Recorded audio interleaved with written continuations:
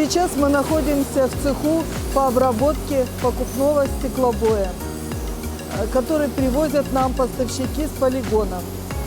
Здесь стеклобой проходит несколько стадий очистки. Первая стадия – это когда убирают крупный мусор, цветное стекло, зеленое и коричневое. Далее стеклобой поступает в дробилку, где его дробят.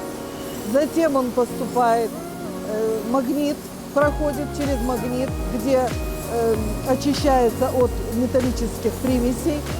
Затем попадает в магнитный сепаратор, где он проходит дополнительную очистку цветных металлов. И попадает в конечном мойку, где промывается и путем работы шнека подается в бункер.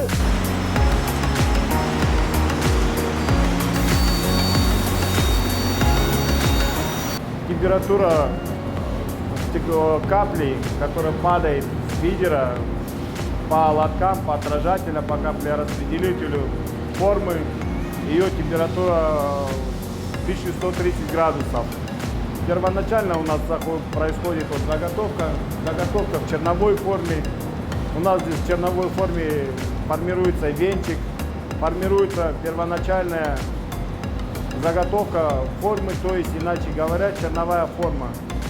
Затем она переносится в чистовую форму. В чистовой форме уже идет полностью формирование. Ее вакуумируют, ее раздувают, охлаждают.